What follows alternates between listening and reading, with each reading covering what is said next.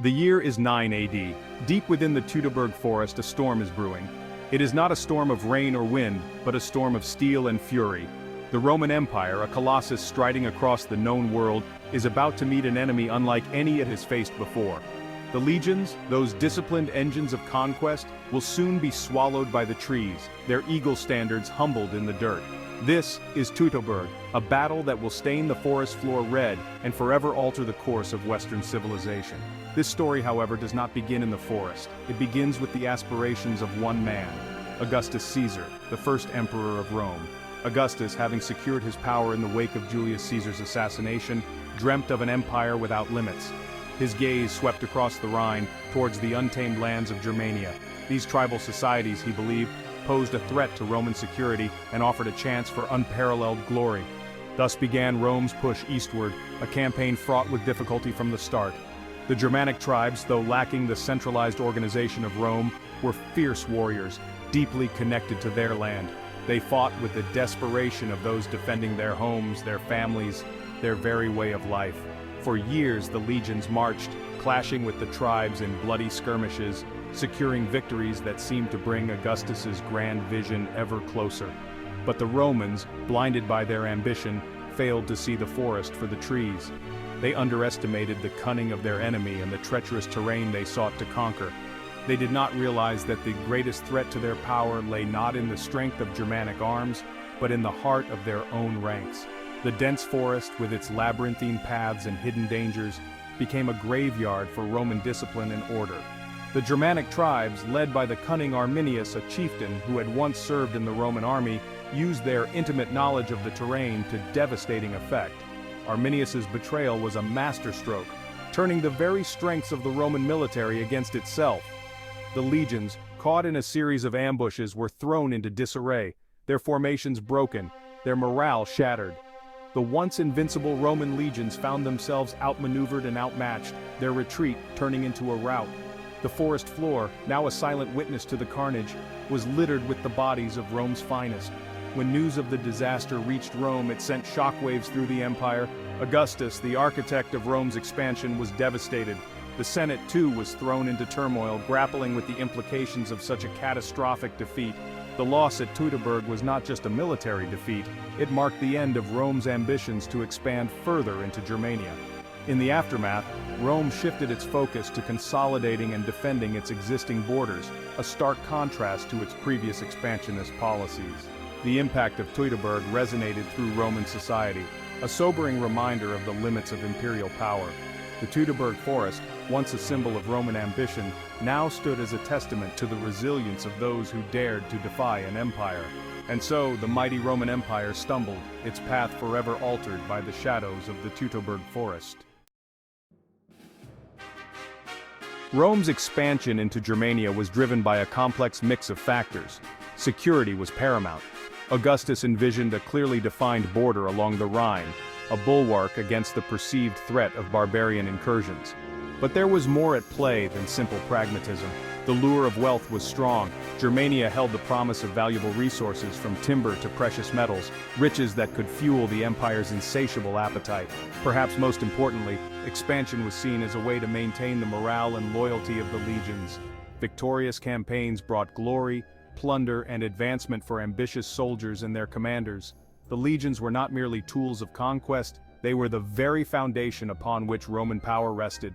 Keeping them occupied and content was essential for Augustus's hold on power.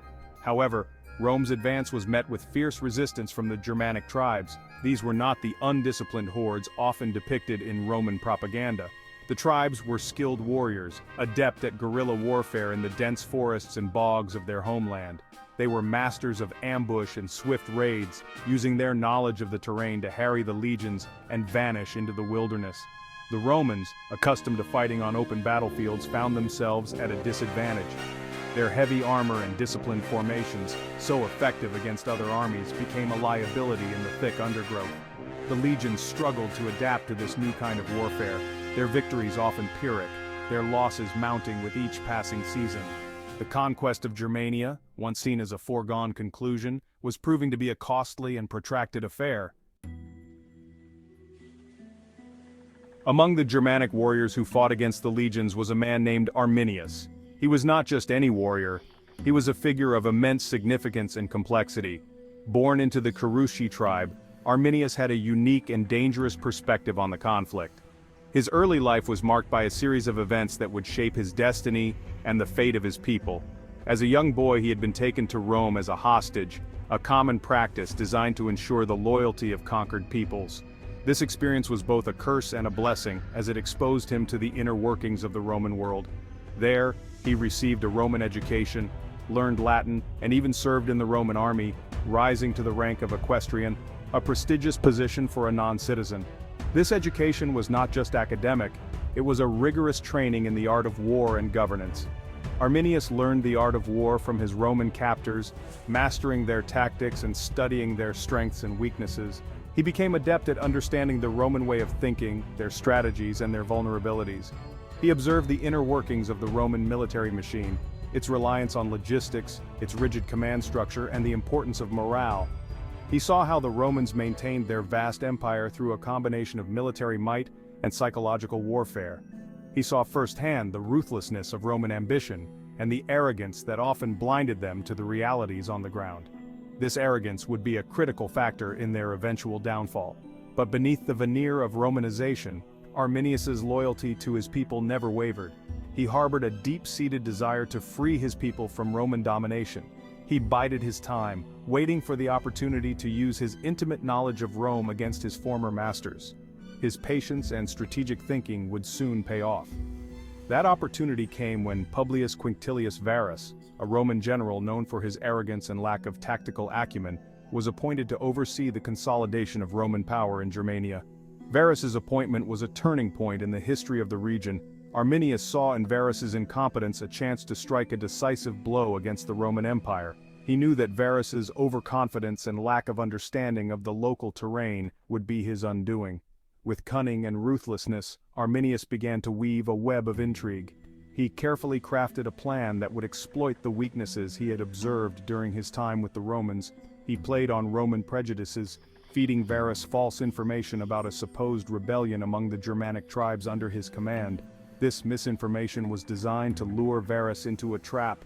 He convinced Varus to lead his legions deeper into Germania, promising him an easy victory and a chance to crush the rebellion before it could spread. Varus, eager to prove himself and gain glory, took the bait without hesitation.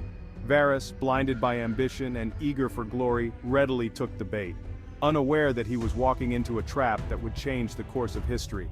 The stage was set for one of the most significant battles in ancient history, the Battle of Teutoburg Forest, where Arminius would lead his people to a stunning and decisive victory over the Roman legions. In the autumn of 9 AD, Varus, at the head of 3 Roman legions comprising nearly 20,000 men, marched into the Teutoburg Forest.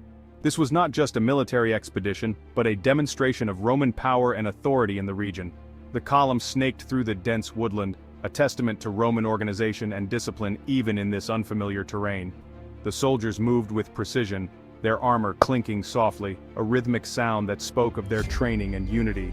They were accompanied by thousands of camp followers, merchants, and even families, a microcosm of Roman society on the move, confident in the legion's ability to protect them. These civilians brought with them the comforts of home, from food supplies to personal belongings, trusting in the might of Rome to keep them safe. But as the legions pressed deeper into the forest, the atmosphere grew heavy with foreboding. The once confident march began to slow, and the soldiers' faces reflected a growing unease. The dense canopy above blocked out much of the sunlight, casting eerie shadows on the forest floor. The trees pressed close, limiting visibility and hindering maneuverability. The dense underbrush and towering trees created a labyrinthine environment, making it difficult for the soldiers to maintain their formations. The ground became treacherous, muddy and uneven, slowing the column's progress. The soldiers, used to the well-paved roads of the Roman Empire, found themselves slipping and struggling to keep their footing on the slick, uneven terrain. Whispers of unease spread through the ranks, for the forest held an unsettling silence, broken only by the tramp of marching feet and the creaking of leather and metal. The usual sounds of nature seemed to have vanished, replaced by an oppressive quiet that weighed heavily on the soldiers' minds. Arminius, meanwhile, having successfully lured Varus into the depths of the Teutoburg, revealed his true allegiance.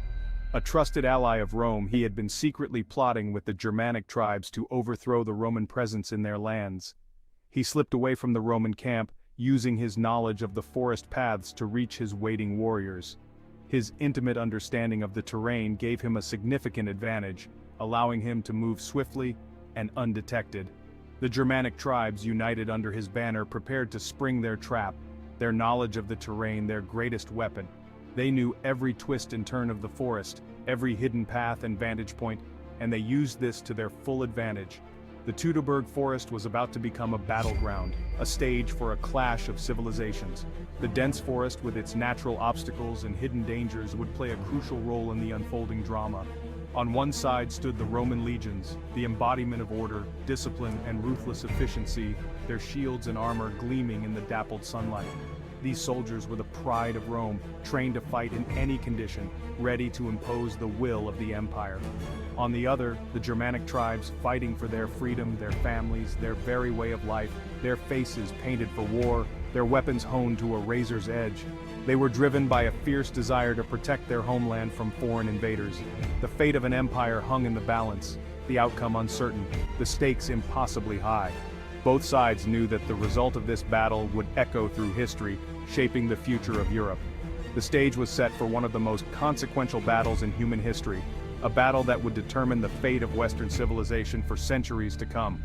The clash in the Teutoburg Forest was not just a military engagement, but a pivotal moment that would alter the course of history, influencing the cultural and political landscape of Europe forever.